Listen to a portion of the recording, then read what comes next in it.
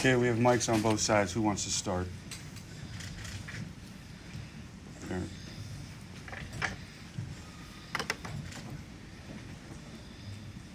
Aaron, after you hit 61 in Toronto, you said that it was a relief to have that past you. How much of a relief is this one?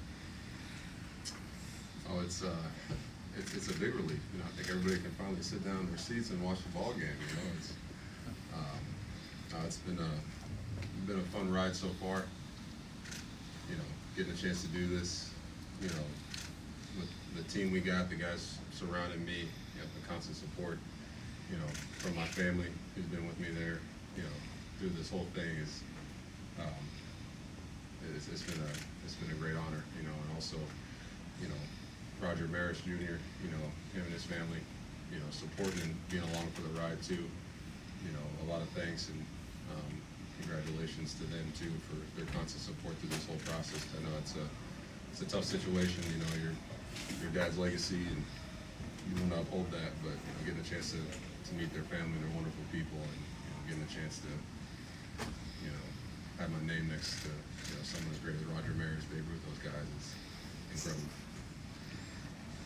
Dan, right here. Aaron, were you looking at the schedule at all and knowing that there was only a couple of games left, wondering if you were going to get that number 62? Not really. The games started to go a little faster. You know, usually the games kind of drag on, you're locked down your bats on defense and stuff like that, but I can't lie, the past couple of games, I look up and it's the 7th inning, I'm like, dang, I only got one more at bat, I better, you know, we gotta figure this out. But, you know, I really never try to look at the schedule because then I think I'd start pressing a little bit and, you know, feel a little bit of pressure. But, you know, I just try to take it one day at a time and, you know, say a prayer, go out there and just try to play my game. And,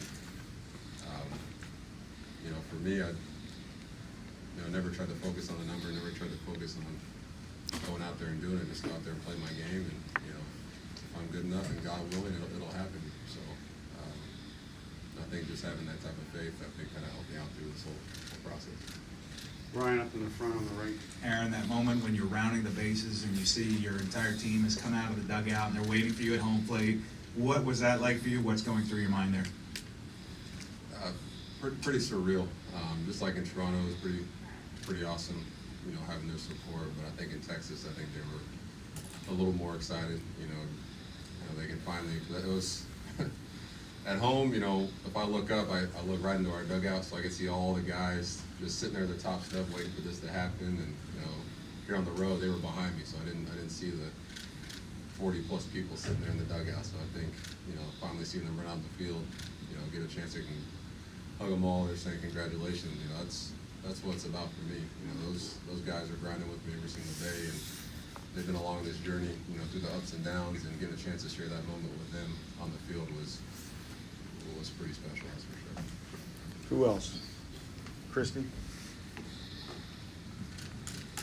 Aaron, in the first game, it looked like you were a little frustrated after the pop-up. How did you feel after that first game and going into this game? And also, will you play tomorrow?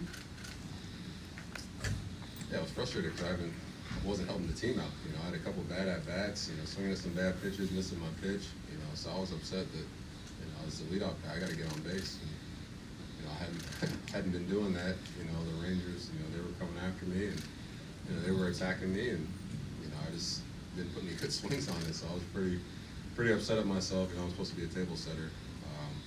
And tomorrow I'm hoping to play. You know, we got one more game. We'll see what Skip has to say about that. But you know, I'm hoping to be in there. Back right. Yeah, Aaron, what did you know about Jose Tinoco? I know he has a nasty sinker and a nasty slider. You know, I know we were kind of waiting to hear who the starter of Game 2 was going to be. And when I heard it was him, you know, I saw what he did the night before. I was like, I don't know.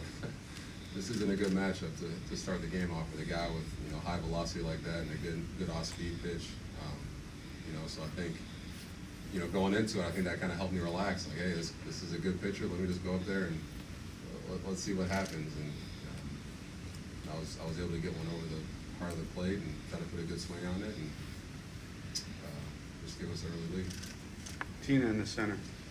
Aaron, when you look at the last couple of weeks when it really became a home run chase, what do you think you will remember most about this experience?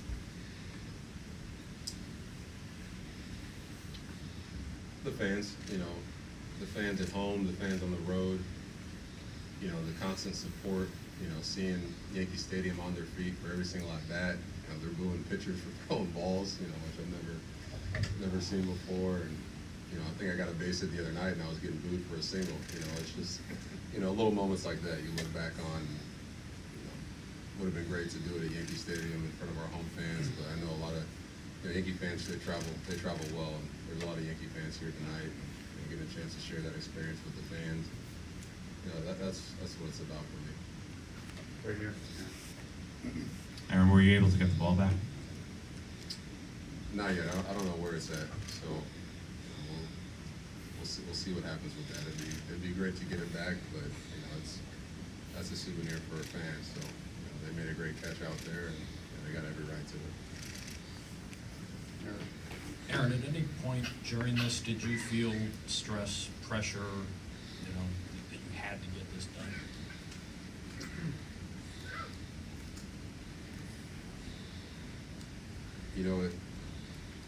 It's tough to say, because every game is stressful.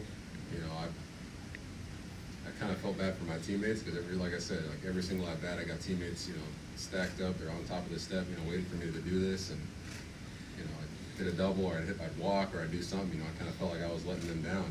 So, and even the fans, all the fans that packed out Yankee Stadium, the fans that came here these past two games, I felt like I let them down. If I had a 2-for-4 game or a 1-for-2 game with a couple of walks, I felt like I was letting them down. So, I never tried to think about it as pressure. I tried to enjoy every single moment and not really think about they're all on the feet for you to go see you hit a home run. I try to think about they're here to see an exciting ball game and see something special. So just having that mindset kind of helped me stay pretty calm. But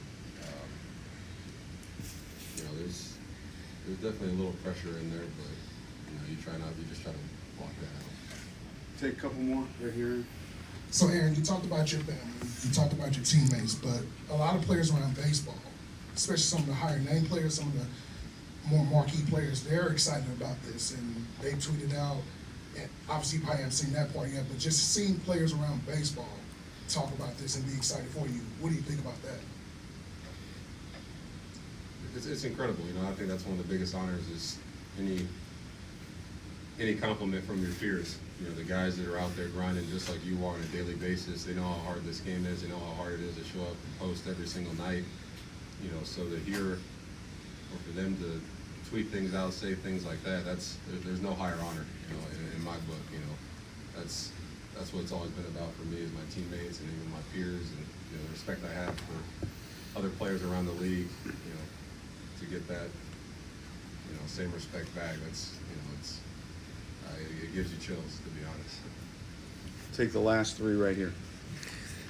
Aaron, as your number was growing higher and higher, you kept saying, numbers don't matter, I'm worried about the wins. Was there a time, maybe home or at some point, you just said to yourself, wow, I could do this? Was there a moment?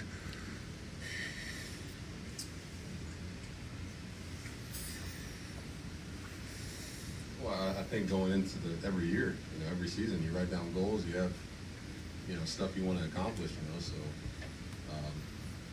every year I think I can, go out there and hit 70 homers or, have the confidence and faith to go out there and try to do something special for the team. But when you're in the process, that's the fun part. You don't think about that. You're so locked in on the daily grind that, the numbers and all that kind of stuff. It's just a wash. For me, I enjoy the daily grind of, working at bat and, getting a base hit to help the team or driving an RBI, the grind of, having a tough day at the plate where you're 0-for-4 and things aren't going your way. And, hey, guess what? I gotta wake up and show up tomorrow. I got a day game here in a couple hours. So that for me, I just had fun, getting locked in on that process. Right here, Bob. And when you hit the ball left your bat, do you know it was gone for sure and you wondered if it was going to be high enough? I had a good feeling off the bat. I haven't played too many games here at the new park. I know the old park, the ball flew out of here, so I I had a good chance at the whole part. But here, you never know. But I had a good feeling off the bat. You know, I just didn't know where it was going to land or what it was going to hit. You know, there was a good sense of relief once I saw it land in that fan's glove, and you know, we're up 1-0. And you know, now a chance to see Garrett go out there and break another record. So I had a good feeling off the bat. And when it went out, what was when you strolled the bases, what were you thinking? What was going through your mind? I was just thinking of my wife, thinking of my family, you know, my teammates, you know, just the fans. Like, that was just, all that was kind of running through my head, you know, just the constant support I've gotten through this whole process of this whole year, you know, from them especially, and, you know, that's all really running through my head. And then I was looking forward to getting in the dugout and going back on defense. I watched Garrett go out there and break the record, so I had quite a few emotions kind of going there. Chris? It's only been a few hours, but have you been able to fully process the historical significance of this home run? Oh, not yet. It's in my book, it's just another day. You know, I wish we would have got the win. That would have made it a little sweeter for me and Garrett, I think. But you know, that's what we got tonight for. You know, kind of soak it in and soak in the moment with my family, and then get ready for the game tomorrow. I think it really won't sink in until, you know, the off season, after the postseason, all that kind of stuff happens, because that's still, you know, our main goal and our main focus. So I think once we get past all that and go out there and do our job, we can kind of soak it all in.